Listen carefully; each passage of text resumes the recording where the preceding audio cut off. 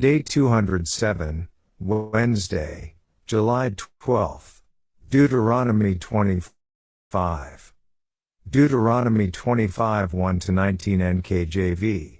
If there is a dispute between men, and they come to court, that the judges may judge them, and they justify the righteous and condemn the wicked, then it shall be, if the wicked man deserves to be beaten, that the judge will cause him to lie down and be beaten in his presence, according to his guilt, with a certain number of blows. 40 blows he may give him and no more, lest he should exceed this and beat him with many blows above these, and your brother be humiliated in your sight.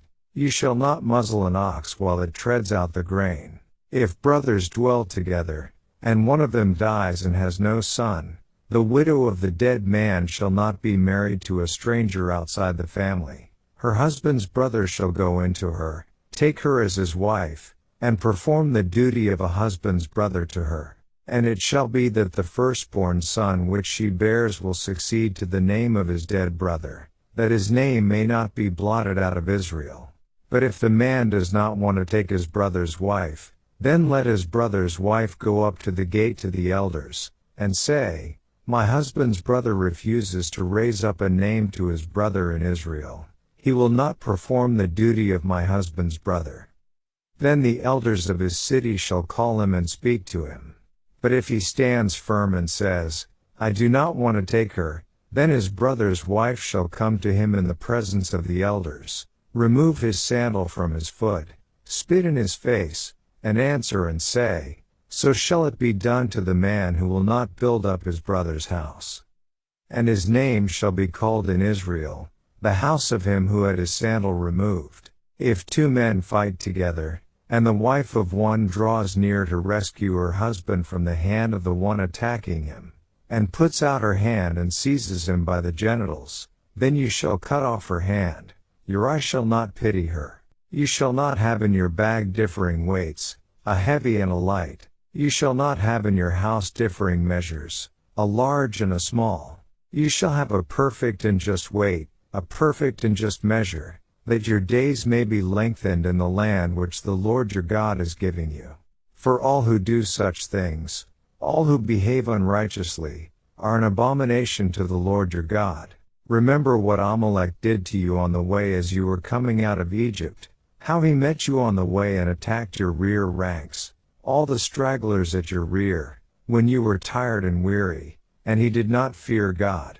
Therefore it shall be, when the Lord your God has given you rest from your enemies all around, in the land which the Lord your God is giving you to possess as an inheritance, that you will blot out the remembrance of Amalek from under heaven. You shall not forget. Daily Deep Dive. We'll begin with the UCG reading plan. Deuteronomy 25 1-3 Demand justice in court. A wicked person is to be condemned, and a righteous person is to be acquitted. In ancient Israel, to inflict physical pain on a convicted criminal was not considered inhumane, cruel, or unusual. Rather, it was to satisfy the victim's demand for some sense of justice, to deter others from committing crime, and to reinforce to the criminal himself the fact that sin and crime brings pain and suffering. We might ask ourselves whether it is more humane to lock up a convicted criminal for months or years in a tiny cell, caging him like an animal. God saw to it, however, that the offender was not to be humiliated in the sight of Israel when he received the beating. The maximum number of blows could not exceed 40. Thus, rather than being inhumane, this law recognized the guilty person as a human being whose dignity should be preserved. In other nations, people were sometimes beaten with a lash or rod to extract a confession. Acts 22:24. This was not allowed under God's code of law. Blows were to be used only to punish after guilt had been established. Verse 4 of Deuteronomy 25 teaches compassion for animals. An ox that works should be fed. Indeed, to restrain an animal from eating food is frustrating and torturous to the animal. Moreover, there is a practical benefit. To keep an ox engaged in its job of treading grain, it is best to allow it to eat the very grain it is treading. The principle even has practical applications in the human realm. Paul would later apply it to the ministry, who for their service should have their living expenses paid out of the tithes and offerings collected from the members and supporters of the church. 1 Corinthians 9:7-11. This also allows them to devote more time to their ministerial responsibilities rather than an outside occupation. Deuteronomy 25:5-10 addresses a statute that had unique application to ancient Israel.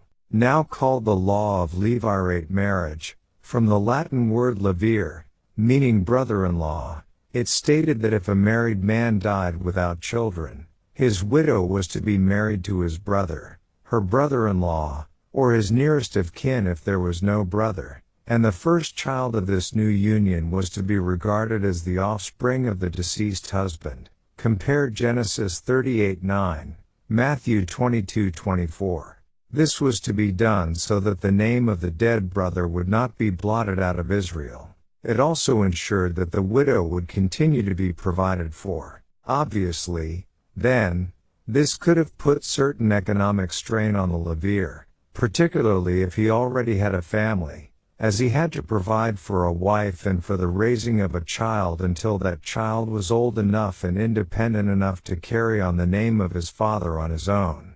The nearest of kin could, however, refuse to take the widow as his wife, although he would have to go through a humiliating process in which everyone saw his selfishness in being more concerned for himself than for his extended family. Verses 9-10.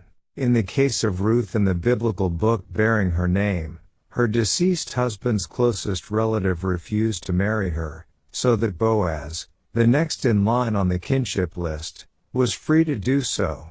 Ruth 3:13, Ruth 4:1-9. The law of levirate marriage is not applicable in the church today.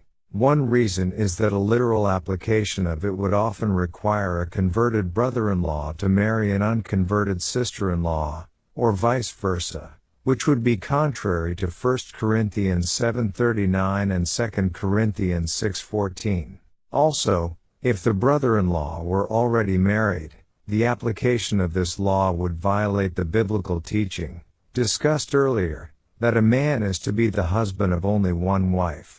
As this is specifically mandated in the New Testament for ministers and deacons, it is understood to be binding upon all men in the church. End.